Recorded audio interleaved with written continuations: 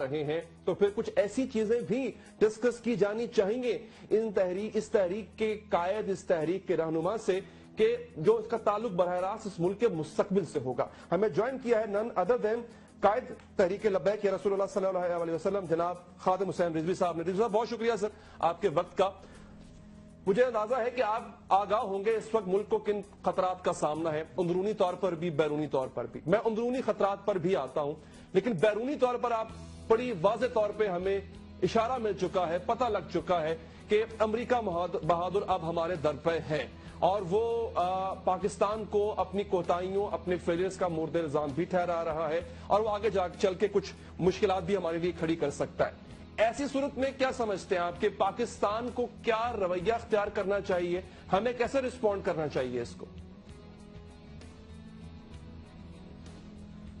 جی بسم اللہ الرحمن الرحیم۔ پاکستان تو پہلے دن سے ہی الحمدللہ لا الہ الا اللہ محمد رسول اللہ کی بنیاد پر بنا ہے، اور پاکستان نے اسی بنیاد پر جو اللہ رب العالمین نے قرآن مجید میں فرمایا تھا کہ وَأَعِدُّوا لَهُم مَّا اسْتَطَعْتُم مِّن قُوَّةٍ وَمِن رِّبَاطِ الْخَيْلِ تُرْهِبُونَ بِهِ عَدُوَّ اللَّهِ وَعَدُوَّكُمْ وَآخَرِينَ مِن دُونِهِمْ لَا تَعْلَمُونَهُمْ اللَّهُ يَعْلَمُهُمْ، کہ اپنے گھوڑے ہمیشہ تیار رکھو، اپنی جنگی صلاحیتیں ہمیشہ تیار رکھو۔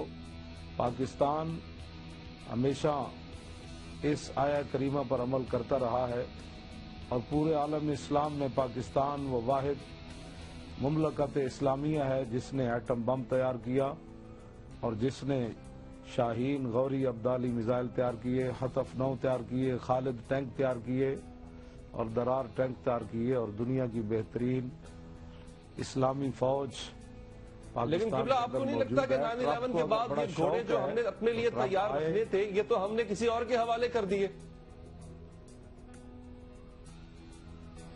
نہیں گھوڑے ہمارے پاس ہی ہے، تھوڑا سا گھوڑے جو ہے وہ ان کو وہ زین جو ہے وہ تھوڑا سا بدلنے کی کوشش کی گئی، لیکن گھوڑے ہمارے قلعے پر ہی باندھے ہوئے ہیں۔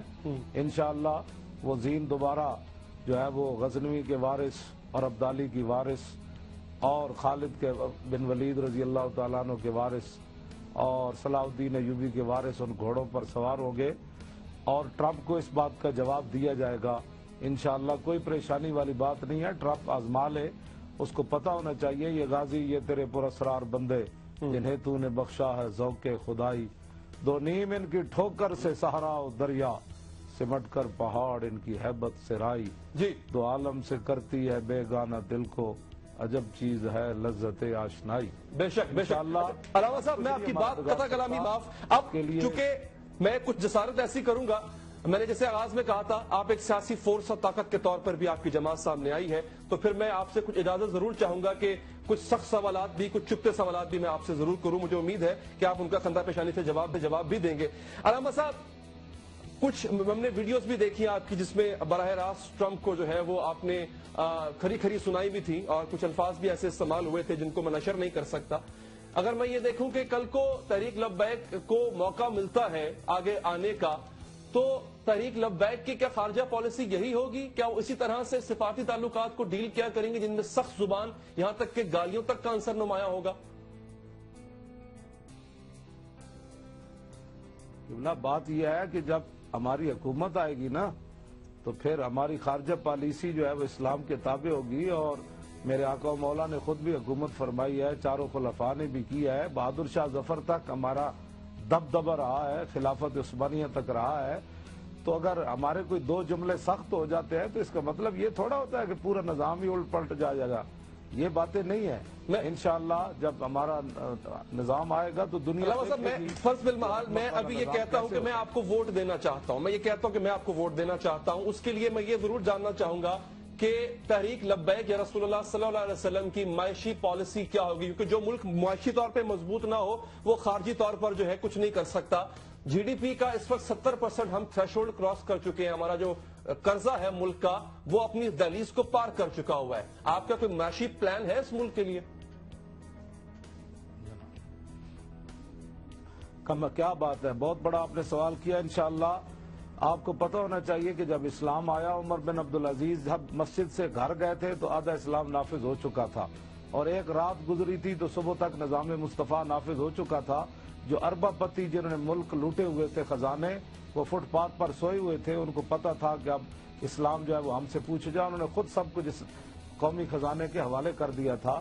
اور انشاءاللہ سادہ بود و باش ہوگی حکمرانوں کی بھی اور رعایا کی بھی، اور حکمرانوں کی جو ہے وہ 60 لاکھ گھڑی کوئی نہیں باندھے گا. اور دہی کم ہو جائے بھور بان میں، دہی کے کنڈے کم ہو تو جہاز لاہور دہی لینے کے لیے نہیں جائے گا، بلکہ ان کو کہا جائے گا یہ سبز مرچیں جو ہے ان کی چٹنی بنا کر کھاؤ. علامہ صاحب دیکھیں، میں ایک بلکہ انتہائی ادب کے ساتھ، یہ خطیبانہ جملے لگتے بہت اچھے ہیں، لیکن اگر میں ایک لیڈر سے بات کر رہا ہوں تو میں ایک پلان ایکسپیکٹ کروں گا، امید رکھوں گا کہ مجھے وہ پلان بتائے گا. قرضے کیسے واپس کریں گے جو اس حد تک پہنچ چکے ہیں کہ آپ کا ملک دیوالیہ ہونے کے قریب ہے؟ خطیبانہ جملے تو کام نہیں آئیں گے نا سر. نہیں، وہاں خطیبانہ تھوڑے جملے تھے، وہاں تو اب تو حالات اس طرح کے نہیں ہیں. وہاں تو لوگ اپنے مخالفین کی قبروں کا ہڈیاں بھی نکال کر ان کے درے مارتے تھے. کیا کرتے آپ؟ اسلام بڑا ایک برکت والا نظام ہے، کوئی چل کر دیکھے تو صحیح نا. اب باتیں تو نہیں نہ صرف کرنی سی. یہ بل پاس ہونے سے اسلام تھوڑا آئے گا. یہ بل جی پاس ہوا، اسمبلی کے پاس جائے گا، اسمبلی اس بل کو کیا پاس کرے گی؟ جو خود کروڑوں اربوں کے قوم کے لٹیرے ہیں وہ کیا پاس کریں گے کہ اسلام آئے؟ اسلام کو انہوں نے 70 سال ڈرا کر رکھا. اسلام کی کون سی بات ہے جس پر انہوں نے عمل کیا؟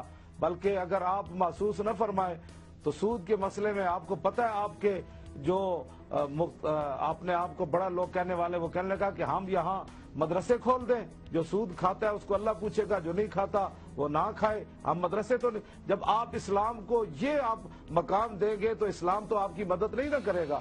اسلام تو اسی وقت مدد کرے گا کہ جب آپ کے پاس 8 تلواریں بھی ہو تو آپ بدر کی طرف چل پڑے. فرشتے تو تب آئیں گے نا.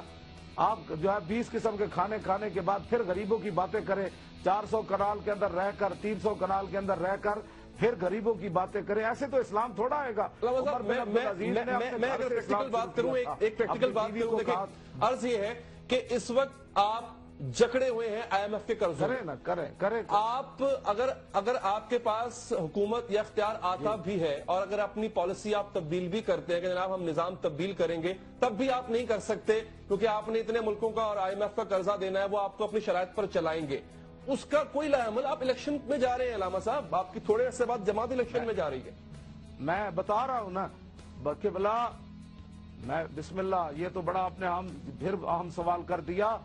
دھرنے کے اندر آپ نے فیض آباد دیکھا کہ قوم نے کروڑوں روپے کی وہاں چیزیں لا کر ہمیں دی.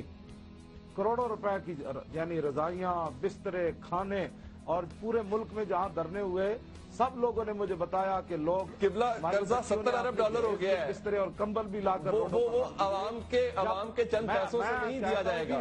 $70,000 بھی نہیں. کمال ہے، ہمارے پاس ایسے ایسے حضور کے غلام موجود ہیں پاکستان میں جو انشاءاللہ ایک بندہ ہی دے گا، لیکن ان کو پتہ ہو کہ آگے وہ ہڑپ کرنے والا نہیں ہے، ظالم نہیں ہے، لٹیرا نہیں ہے. اپنی بیٹیوں کی ایک کمپنی جو ہے وہ $10 ارب کی بنانے والا نہیں ہے. تو پھر آپ دیکھیں کہ لوگ روڈوں پر بھی پیسے رکھ جائیں گے، یہ قرض ادا کریں آپ. قبلہ یعنی پاکستان جو ہے وہ ٹوٹل چندے پہ چلے گا. معاشی پالیسی کوئی نہیں ہوگی ہماری، چندے پہ چلے گا پاکستان. چندے پر نہیں چلے گا. ایسی برکات آئیں گی، ایسی حضور برکات آئیں گی اسلام کی. جب اب چل کمال ہے، اسلام تو خود رحمت والا نظام ہے نا. تو جب زمین وَلَوْ أَنَّهُمْ أَقَامُوا التَّوْرَاةَ وَالْإِنْجِيلَ وَمَا أُنزِلَ إِلَيْهِم مِّن رَّبِّهِمْ لَأَكَلُوا مِن فَوْقِهِمْ وَمِن تَحْتِ أَرْجُلِهِمْ. اللہ تعالیٰ نے فرمایا کہ اگر وہ تورات اور انجیل کا نظام قائم کرتے نا تو آسمان بھی اپنے برکت کے دروازے کھول دیتا اور زمین بھی اپنے خزانے اگل دیتی. تو تورات اور انجیل کے نظام سے یہ برکت ہے، تو محمد عربی کا قرآن جب آئے گا تو بتائیں آسمان کتنی برکتیں نازل کرے گا اور زمین کتنے خزانے باہر لا دے. سر مجھے یہ بتائیں، میں ذرا اندرونی صورتحال پہ قبلہ آتا ہوں. جو ملک کی اندرونی صورتحال ہے، اندرونی صورتحال یہ ہے کہ ہم پہ پریشر یہ آتا ہے کہ تم نے فلاں کو بھی پال کے رکھا ہوا ہے، تم نے فلاں کو بھی پال کے رکھا ہوا ہے. کسی کا تعلق کسی مذہب، کسی کا تعلق کس مسلک سے، کسی کا تعلق کس مسلک سے. آپ کی جماعت، یہ برملا میں سن چکا ہوں اپنے منہ سے، مجھے غلط ہو تو مجھے تصحیح فرمائیے گا، وہ ایک خاص مکتبہ فکر کی نمائندگی کرتی ہے. آپ کس طرح اور دوسرے مکتبہ فکر کے لیے گنجائش نظر نہیں آتی علامہ صاحب آپ کی تقاریر میں، تو آپ ڈیل کس طرح کریں گے ان سے؟ کمال ہے، اب سارے مکتبہ فکر کے لوگ جو ہے وہ میری تقریریں سنتے بھی ہیں اور مجھے اپنی حمایت کا یقین بھی دلاتے ہیں کہ آپ جو دین بیان کرتے ہیں قبلہ میں آپ ہی کی تقاریر میں دوسرے مکاتبہ فکر کے لیے بڑی سخت زبان سن چکا ہوں. وہ سن بھی آپ چکے ہیں، تو وہ اس کے باوجود وہ کہتے ہیں کہ آپ حق بولتے ہیں، تو حق کڑوا تو ہوتا ہے نا، آپ کو پتہ نہیں ہے حق کوئی اگر مگر تھوڑا ہوتا ہے، حق پھر دیکھ کر بات تو نہیں نہ کرتا. جی تو آپ یہ سلسلہ جاری رکھیں گے، اس کو چھوڑے بغیر آپ اتحاد قائم کر پائیں گے پاکستان کے مسلم مسالک کے مسلمانوں میں؟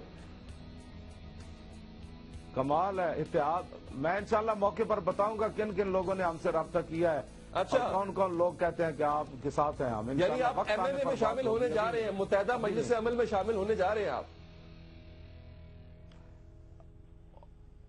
قبلہ میں نے جو بات کیا آپ اس پر غور کریں نا، یہ کیا بات ہوئی؟ ہم سے رابطہ کیا، ہم نے کسی سے رابطہ نہیں کیا. انہوں نے رابطہ کیا ہوگا، لیکن ہے تو جس بات کی طرف آپ لے جانا چاہتے ہیں وہ بات نہیں ہے. اچھا متحدہ مجلس عمل نے کوئی رابطہ نہیں کیا؟ حضور کے غلاموں نے کیا ہے، ان لوگوں نے نہیں کیا. نہیں ہمارا ان سے کوئی رابطہ نہیں ہے. ان سے کوئی رابطہ نہیں، اور اللہ کرے وہ ہم سے رابطہ نہ بھی کریں تو بہتر ہے. نہیں اگر کر لیں، اگر وہ آپ کے پاس آ جائے علامہ صاحب، تو آپ کا جواب کیا ہوگا ویسے؟ کیونکہ ان کا ایجنڈا بھی یہی ہے جو آپ کا ہے. اور ٹھیک وہی ہے نا بھائی، ہمارے اسلام کے مقابلے میں جن کو ناموس رسالت کا مسئلہ کلثوم نواز میں نظر آیا اور مولوی خادم میں نظر نہیں آیا، تو آپ سوچ سکتے ہیں نا اب کیا ہے. اب کیا یہ جو دستور زبان بندی ہے کیسا تیری محفل میں، یہاں تو بات کرنے کو ترستی ہے زبان میری. قبلہ میں انتہائی ادب کے ساتھ آپ کی زبان تو مطلب ترسنے کا تو دور کی بات ہے، اس کو تو روکنا پڑ جاتا ہے کبھی کبھی، وہ اس ٹریک پہ چل پڑتے ہیں ماشاءاللہ سے آپ. لیکن آپ کو نہیں. اچھا میں ایک بالکل ہٹ کے سوال پوچھ رہا ہوں، اس کا تعلق پالیسی سے نہیں ہے. کیا علامہ خادم حسین رضوی صاحب جو اپنا انداز بیان شعلہ بیانی ہے اس میں کچھ ایسے الفاظ بھی آ جاتے ہیں، وہ کنٹینیو رہے گا آگے بھی، ہے وہ رک جائے گا قبلہ؟ وہ الفاظ جو ہے نا وہ مجھے بتائیں گے نا اہل ایمان، اہل علم، اہل اسلام، شیوخ حدیث، صوفیاء، مجذوب، وہ مجھے بتائیں گے کہ یہ شریعت اسلامیہ میں جائز نہیں ہے، تو مولوی خادم جو ہے وہ الفاظ چھوڑ دے گا. اب یہ تو نہیں نا جس کو کل واللہ نہ آتی ہو وہ مجھے دین سکھائے گا، یہ تو بات نہیں نا ہوگی. نہیں وہ لوگ یہ کہتے ہیں نا کہ ممبر رسول کے کچھ آداب ہوتے ہیں. جلالی صاحب جو ہے، اشرف جلالی صاحب، وہ بھی ایگری کر چکے ہیں اس بات سے کہ ممبر رسول کے کچھ آداب ہوتے ہیں، اس پہ بیٹھ کے شاید ایسے الفاظ کا استعمال مناسب نہیں ہوتا. تو میں نے کب کہے ہیں کہ استغفر اللہ، رسول اللہ کا سارا دین جو ہے حضور نے فرمایا مومن کی مثال اس اونٹ کی طرح ہے جس کی نکیل اس کے مالک کے ہاتھ میں ہو. تو مومن تو ہے وہ پابند ہے شریعت اسلامیہ کا. مومن کی اپنی رائے ہے ہی نہیں ہے. اگر شریعت اسلامیہ جو ہے وہ مجھے پابند کرے گی تو میں تو پابند ہوں، پہلے بھی اسی کا پابند ہوں. لوگ یہ سمجھتے ہیں کہ میں سخت باتیں کرتا ہوں، میں نے بہت ساری باتیں چھپائی ہوئی ہیں. اگر کوئی موقع ملا تو میں وہ ساری بیان کر دوں گا ٹی وی پر کسی پر. آپ یہی موقع ہے علامہ صاحب، میرا خیال ہے یہی موقع ہے. آپ تمام لوگ، میں مسئلہ ناموس رسالت کا بیان کرتا ہوں. میں مسئلہ ناموس رسالت بیان کرتا ہوں. جی آپ اس میں جاتے ہیں جی وہ کیا نام ہے، کدو بازار میں کیسے بک رہے تھے. بھئی میں بات اور کرتا ہوں، آپ مجھے اور طرف کھینچ کر لے جاتے ہیں. وہ میں نے اس لیے کیا کہ آپ علامہ صاحب ایک سیاسی جماعت کے طور پر سامنے آ رہے ہیں. اب میں آپ سے ملک کے مستقبل اور ملک کے حالات کے بارے بھی پوچھنے کا بطور عوام حق رکھتا ہوں. میری سیاست جو ہے نا وہ قبلہ بات یہ ہے کہ میری سیاست اسلام کے تابع ہے. میری سیاست جو ہے وہ مادر پدر آزاد نہیں ہے. سیاست میں جو لوگ کہتے ہیں نا سب کچھ ہوتا ہے، میں کہتا ہوں یہ غلط ہے. اسلام کے تابع جو ہوتا ہے وہی کچھ ہوتا ہے. سیدنا صدیق اکبر پہلے خلیفہ ہیں اس امت کے، اور آپ نے اپنے پہلے خطبے میں یہ بات فرمائی اور آپ نے پوری دنیا کے ساتھ جنگ دی اور آپ نے فرمایا اطیعونی ما اطاعت اللہ ورسولہ. فرمایا میرے پیچھے اس وقت تک چلنا ہے جب میں اللہ رسول کے پیچھے چلوں.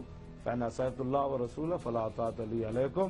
فرمایا اگر میں اللہ رسول کی تابعداری چھوڑ دوں، جبکہ یہ ناممکن تھا ہاں جی علامہ پھر خادم حسین رضوی صاحب، آپ نے وقت نکالا اور گفتگو ہم سے کی، بہت شکر گزار ہوں آپ کے وقت کا، آپ کا بہت بہت شکریہ۔ ناظرین ایک وقفہ لیں گے اور وقفے کے بعد کچھ کراچی کے حالات